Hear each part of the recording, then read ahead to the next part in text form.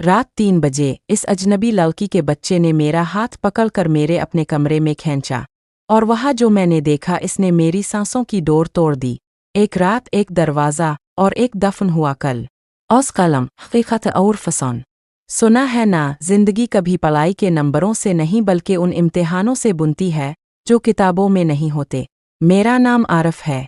पिछले 5 साल से मैं पाकपतन के इस छोटे से कस्बे के सबसे मसरूफ चौराहे पर शफकत फ्रंटियर स्टोर के सामने अपनी छोटी सी फ्रूट की दुकान चला रहा हूँ। आरिफुन फरुआ एम ए इकनॉमिक्स करके जब नौकरी के तमाम दरवाजे मेरे चेहरे पर बंद हो गए तो माँ के गहने बीच कर ये जगह ले ली। सुबह 4 बजे सब्जी मंडी से ताज़ा फल लाना, उन्हें सफाई से सजाना, गर्मियों में पंखे के नीचे बैठना, सर्दियों में अल्हम्दुलिल्लाह कहकर आग जलाते हुए ग्राहकों का इंतज़ार करना मेरी दुन्नती वशम बामसीती। दिसंबर की डांसेस हल्की हल्की चल रही थी और कुर्रीभा चाय वाले की देख से उठती हुई देयान दिल्ली भाप सारी गिल्ली को गर्म एहसास देती थी। मैं सिटाल बंद करने की तैयारी कर रहा था कि नज़र एक लड़की पर पड़ी। वो मेरे सिटाल के सामने वाले नाले के किनारे खड़ी थी, सर पर एक पुरानी सी शाल लपेटे हुए। इसके पहलू में एक छोटा सा बच्चा था, शायद 4-5 साल का, जिसके होंठ खुश्क थे और आंखों में एक बेनाम सी भूख थी। लड़की की निगाहें ज़मीन से जड़ी हुई थीं, जैसे शर्मिंदा हो। बुच्चा अपनी माँ का हाथ छोड़कर मेरे पास आया। मैं ये वाला, इसने अंगूठी की उंगली से सेबों की तरफ इशारा किया। इसकी आवाज़ में एक ऐसी मासूमियत थी जो किसी से कुछ मांगने की आदी नहीं लगती थी। मैंने मुस्कुराते हुए एक सुरख सेब उठाया और इसकी तरफ बढ़ाया। लीजिए बू। सेब लेते ही बच्चे के चेहरे पर एक खिले हुए फूल जैसी मुस्कुराहट फैल गई। वो अपनी माँ के पास भागा। लड़की ने सर उठाया। इस लम्हे स्ट्रीट लैंप की पीली रोशनी में मैंने इसकी आंखें देखे। वो आंसुओं से भीग रही थीं, सिर्फ भूख आ डांसिस की वजह से नहीं। बिली इसरिवो इसनगम मतजौबौलिनुसितंता। इसने बच्चे से सेब लेकर मेरे तरफ देखा। शुक्रिया। इसका लहजा बिल्कुल बेवजन था। फिर अचानक, जैसे कोई अंदरूनी जंग जीत लेने के बाद, इसने आवाज़ निकाली, बिर साहिब अगर वाकई मदद करनी है।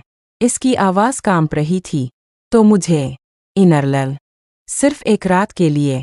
रात का वक्त है। मैं यहाँ महफूज नहीं हूँ। ये सुनकर मेरे हाथ पैरों से खून उतर गया।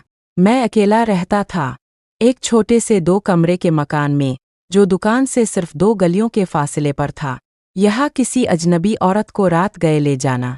लो, कस्बे की ज़ुबान कितनी तेज़ होती है वो मैं जानता था, मगर फिर मैंने इस लड़की की आंखों में देखा और इस बच्चे के चेहरे पर सेब को चिमटाए हुए मासूम एतमाद को देखा।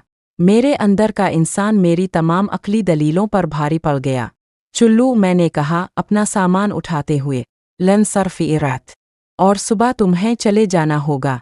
वो खामोशी से सर हिलाकर मेरी पैरवी करने लगी। घर पहुंचकर मैंने उन्हें छोटे कमरे में ठहराया जहां मेरी माँ कभी रहती थीं। उनके इंतकाल के बाद ये कमरा वैसे ही खाली पड़ा था। मैंने कुछ बासी रोटी, अचार और चाय बनाकर उनके लिए रखी। लड़की ने बहुत कम खाया, मगर बच्चे को खूब खिलाया। इसका नाम हनीफा था और बच्चे का नाम जोनी। बातों से सिर्फ इतना पता चला कि वो किसी दूर शहर से आई है और रास्ता भटक गई है। इसकी आंखों में एक ऐसी खौफजदा चमक थी जो कहानी के मज़ीद हिस्से बताने से इनकार कर रही थी। मैंने उन्हें आराम से सोने को कहा और बाहर वाले कमरे में अपने बिस्तर पर आ गया। दिल में अजीब सी घबराहट थी। क्या मैंने कोई गलत फैसला किया है? मगर जोनी की मुस्कुराहट याद आती तो दिल मुतमईन हो जाता। आखिरकार थकावट ने मुझे अपनी लपेट में ले लिया और मैं गहरी नींद सो गया। रूलिम ऐ रात के पुरसुकून सन्नाटे को चीरती हुई एक आवाज़ ने मुझे जगा दिया। रोने की आवाज़, जोनी की आवाज़। मैं अचानक बैठ गया। कमरे से रोते हुए बच्चे की आवाज़ आ रही थी। मैं जल्दी से उठा और कमरे के दरवाजे तक आया। दरवाज़ा बंद है। मैंने हल्की सी दस्तक दी। हुनिफ, सब ठीक है। जवाब में सिर्फ रोने की आवाज़ ही तेज़ होती गई। दरवाज़ा रोशनी न होने के बराबर थी, सिर्फ बाहर वाले कमरे की ट्यूब लाइट की हल्की सी किरण अंदर जाती थी। जोनी रोता हुआ मेरे सामने खड़ा था, इसके रुखसार आंसुओं से तर थे। इसने मेरा हाथ पकड़ लिया। इसका छोटा सा नर्म हाथ मेरी हथेली में था। मैं वो अधूरे अल्फाज में रो रहा था। मुझे लगा शायद हनीफा बीमार है। मैं बच्चे को तसल्ली देने लगा, कोई बात नहीं जोनी, लूदता। मगर जोनी मेरा हाथ पकड़े मुझे अंदर कमरे में नहीं बल्कि अपने कमरे की तरफ खींचने लगा।